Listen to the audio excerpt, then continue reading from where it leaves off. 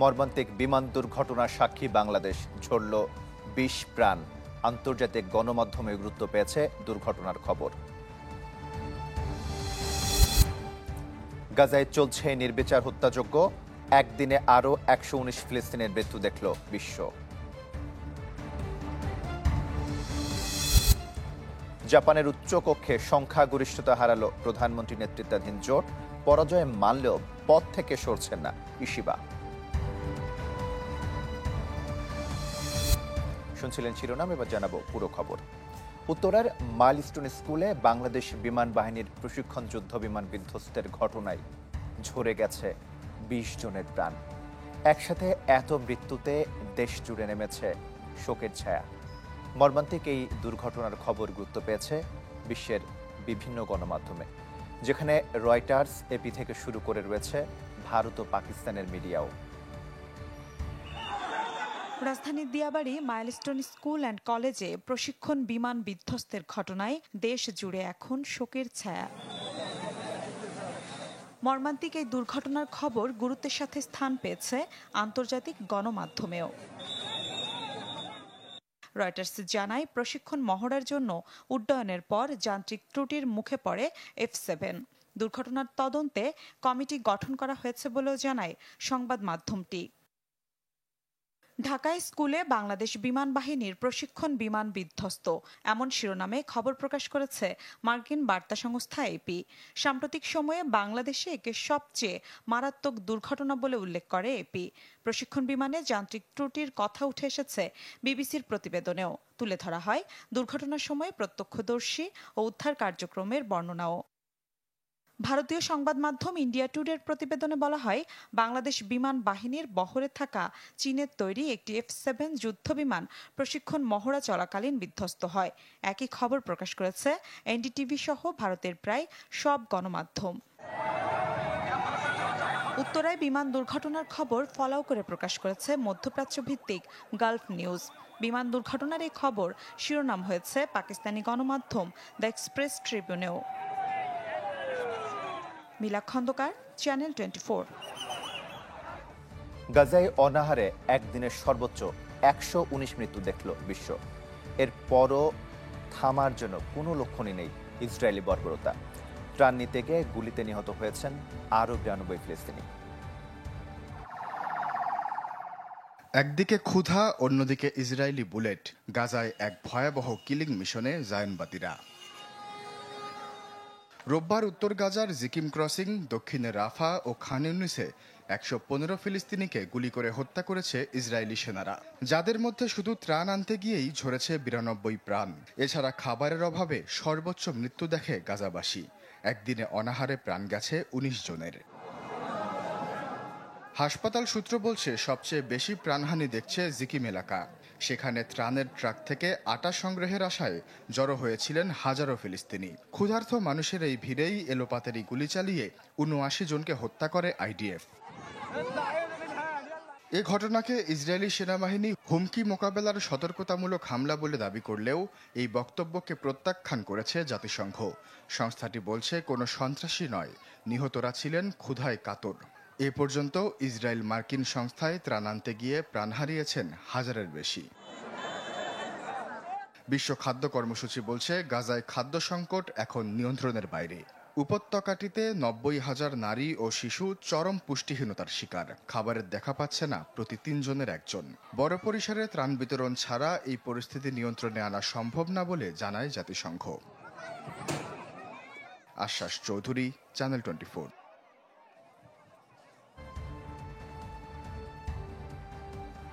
তীব্র তাপপ্রবাহে ইরানে চরম আকার ধারণ করেছে পানি সংকট। পরিস্থিতি সামাল দিতে নাগরিকদের সীমিত পরিমাণ পানি ব্যবহারের আহ্বান জানিয়েছে প্রশাসন। চলতি বছরের মধ্যে এ সপ্তাহে সবচেয়ে বেশি গরম দেখেছে ইরানের মানুষ।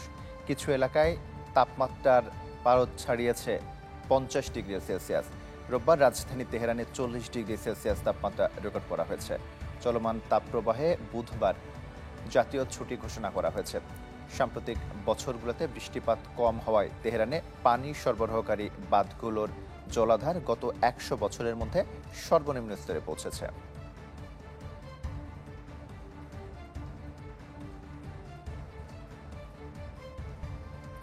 ফের পারমাণবিক আলোচনার পথে ইরান। শুক্রবার ইস্তাম্বুলে ইউরোপের 3 ক্ষমতাধর দেশ ফ্রান্স, জার্মানি ও ব্রিটেনের সাথে বৈঠকে বসবে তেহরান। ইরানের পারমাণবিক স্থাপনাগুলোর উপর যুক্তরাষ্ট্রের হামলার 1 মাস পার হতে যাচ্ছে এই আলোচনা। দেশটির আধা সরকারি তাসনিম নিউজ এজেন্সি দিচ্ছে এমন তথ্য। আলোচনায় ব্যর্থ হলে তেহরানের উপর বড় নিষেধাজ্ঞা দেওয়ার হুঁশিয়ারি আগে থেকেই দিয়ে রেখেছে ফ্রান্স, জার্মানি ও ব্রিটেন। জবাবে ইরানের পররাষ্ট্রমন্ত্রী আব্বাস আরাগচি বলেন, পরমাণু ইস্যুতে ভূমিকা রাখতে চাইলে দায়িত্বশীল আচরণ করতে হবে ইউরোপকে। সেই সাথে চাপ প্রয়োগের পুরনো নীতি থেকে বেরিয়ে আসার আহ্বানও জানান তিনি। এর আগে 2015 সালে চীন, রাশিয়া, ব্রিটেন, ফ্রান্স ও জার্মানির সাথে একটি পারমাণবিক চুক্তি হয় ইরানের, যা ভেঙে যায় 2018 সালে।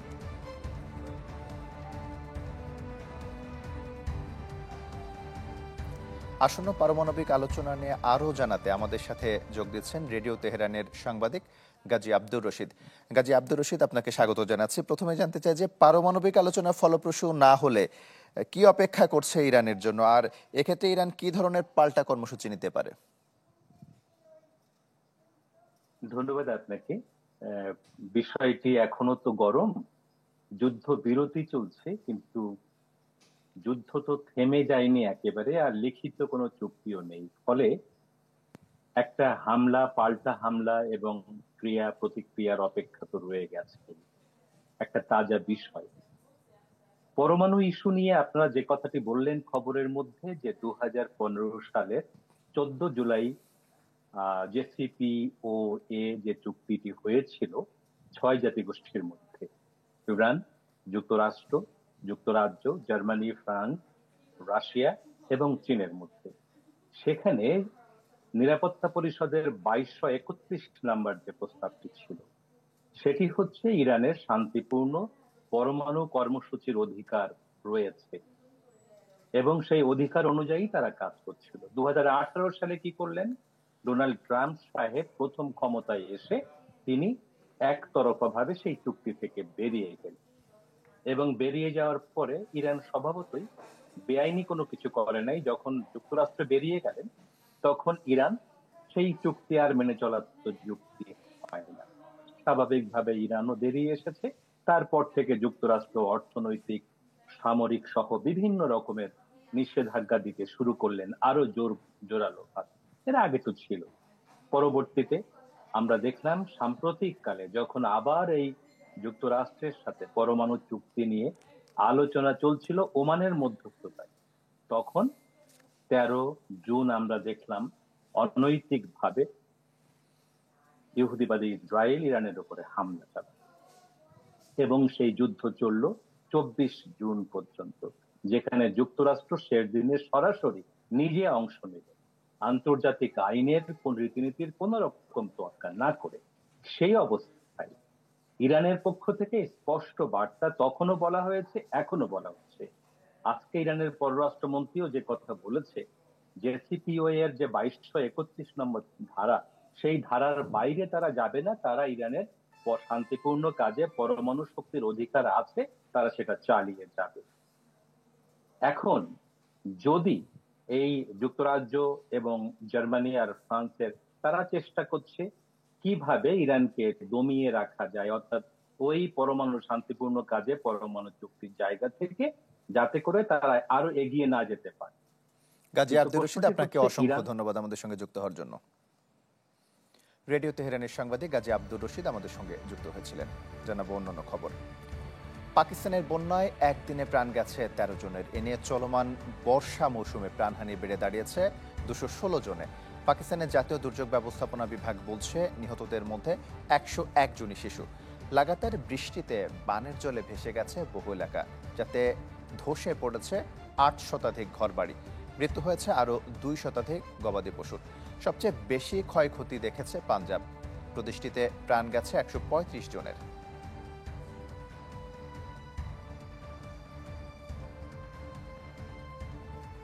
জাপানের উচ্চকক্ষ নির্বাচনে সংখ্যাগরিষ্ঠতা হারিয়েছে প্রধানমন্ত্রী শিগেরো ইশিবার নেতৃত্বাধীন জোট। অভিবাসন বিরোধী কঠোর অবস্থান, ট্যাক্স র্যাশ ও সামাজিক উন্নয়ন ব্যয়ের প্রতিশ্রুতি দিয়ে চরম ডানপন্থী দল সানসেইতো পার্টি বড় অগ্রগতি অর্জন করেছে। সংখ্যাগরিষ্ঠতা হারালেও প্রধানমন্ত্রীর পদ থেকে সরে দাঁড়াবেন না বলে সাফ জানিয়ে দিয়েছেন ইশিবা। জাপানিজ ফার্স্ট স্লোগানে প্রচারণার মাধ্যমেই যেন পার্লামেন্টের উচ্চ কক্ষের নির্বাচনে বাজিমাত করল নতুন রাজনৈতিক দল সানসেইতো পার্টি। নির্বাচনী প্রচারে অভিবাসন বিরোধী অবস্থান, কর ছাড় ও কল্যাণ ব্যয়ের প্রতিশ্রুতির মধ্য দিয়ে ব্যাপক জনসমর্থন অর্জনে সক্ষম হয় কট্টর ডানপন্থী দলটি। রোববার অর্ধেক আসনে হওয়া ভোটে সানসেইতো 14টি আসনে জয়লাভ করেছে। নির্বাচিত সদস্যরা 6 বছরের জন্য দায়িত্ব পালন করবেন, তবে নিম্নকক্ষে আছে তাদের মাত্র 3টি আসন।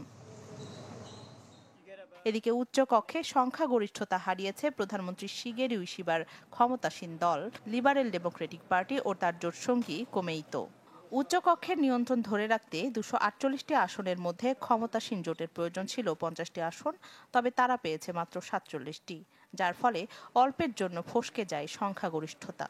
তবে পার্লামেন্ট নির্বাচনে বড় ধাক্কা খেলেও প্রধানমন্ত্রীর পদ থেকে সরে দাঁড়ানোর পরিকল্পনা নেই, সাফ জানিয়ে দিয়েছেন Ishiba.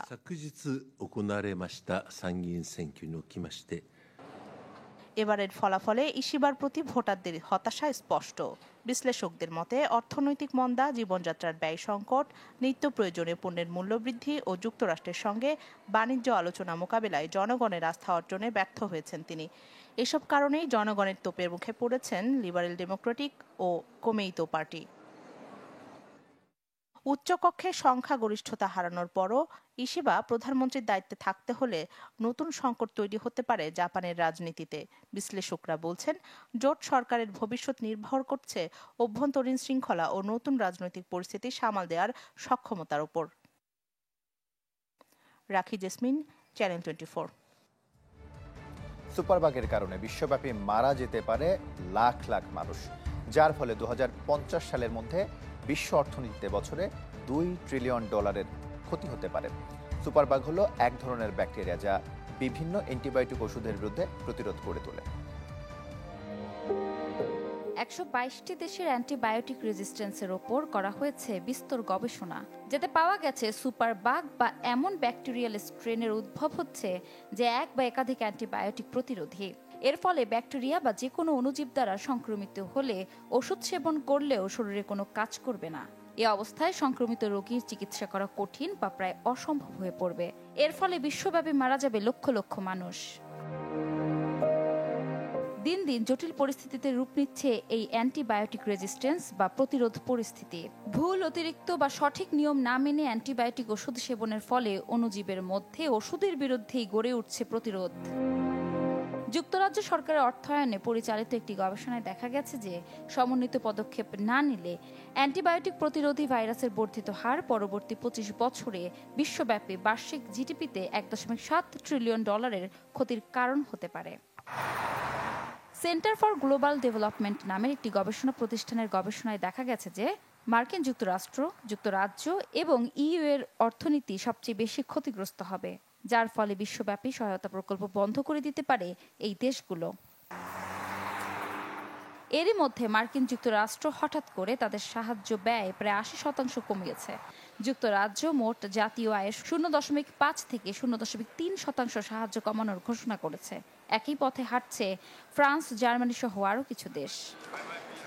Institute for Health Metrics and ইভ্যালুয়েশনের তথ্য অনুসারে 2050 সালের মধ্যে অ্যান্টিবায়োটিক প্রতিরোধের কারণে মৃত্যু 60% বৃদ্ধি পাবে।